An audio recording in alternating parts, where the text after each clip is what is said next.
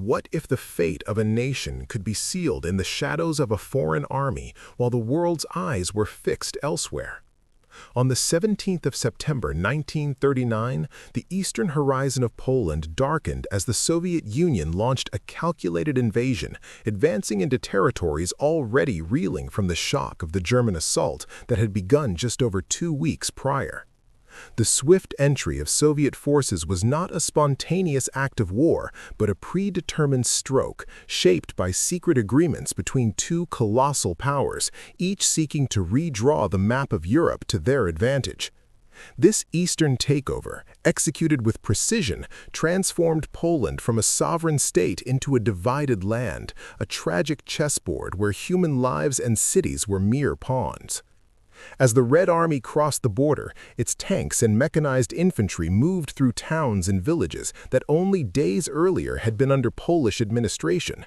Soldiers, many equipped with modern automatic rifles and supported by artillery, met scattered resistance, yet the Polish defenders, exhausted and depleted from confronting the Western onslaught, could offer only sporadic opposition. The Red Army's strategy was emblematic of what military planners call deep operations, a method in which multiple echelons of forces penetrate far into enemy territory, disrupting command and communication, and ensuring that any organized defense crumbles swiftly. In this case, the rapid advance achieved precisely that, leaving Polish units isolated and cities increasingly vulnerable. The geopolitical context surrounding the invasion reveals a chilling orchestration. The Molotov-Ribbentrop Pact, a non-aggression treaty signed just weeks before, contained clandestine protocols dividing Eastern Europe into spheres of influence. Poland had, by the cruel mathematics of diplomacy, been split on paper long before a single Soviet tank rolled across its eastern border. This partition, a conceptual drawing of lines on a map, immediately translated into tangible consequences. Citizens found themselves under a new regime, subject to policies and political structures alien and often hostile to their previous civic life. Families were uprooted, government officials detained, and the very identity of regions shifted overnight. The human cost was profound.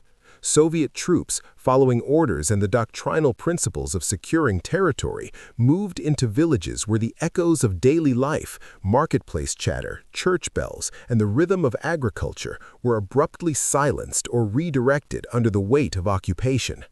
Soldiers, following orders, executed arrests of perceived political opponents, integrated local administrations into Moscow's bureaucratic apparatus, and instituted measures to consolidate control.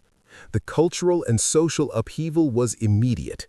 Schools, courts, and municipal bodies were restructured to mirror Soviet governance, bringing with them ideological indoctrination that would permeate the eastern lands for years to come.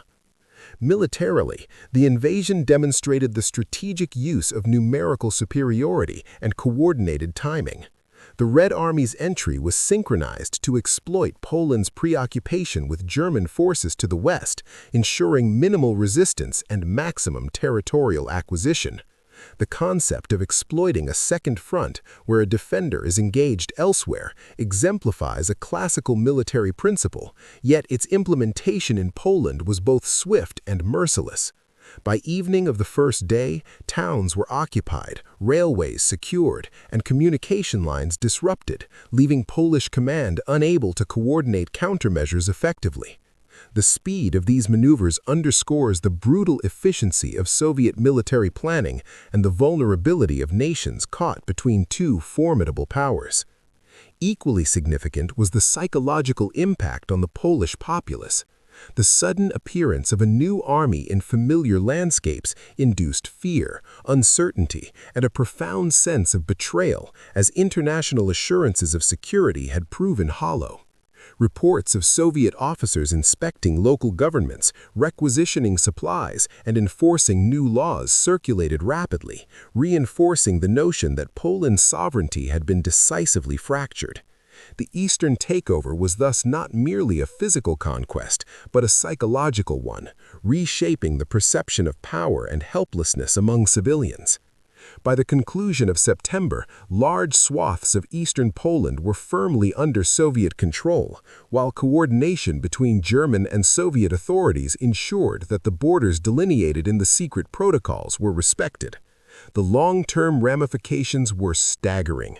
Communities divided, populations displaced, and a nation's territorial integrity irreparably compromised.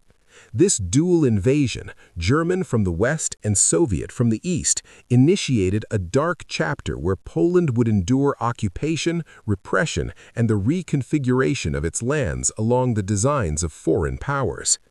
In retrospect, the Soviet invasion of the 17th of September emerges as a case study in the intersection of military strategy, diplomatic subterfuge, and human consequence. It exemplifies how calculated timing, overwhelming force, and prearranged agreements can subdue a nation not merely through open battle, but through the orchestration of political inevitability. The eastern takeover of Poland was thus not merely an episode in a larger war. It was a moment when the ambitions of empires collided over the lives of ordinary citizens, forever altering the landscape of Eastern Europe and leaving a legacy of displacement, fear, and historical memory that resonates to this day. Thank you for your time.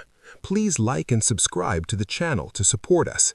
Leave a comment with your thoughts for next video ideas.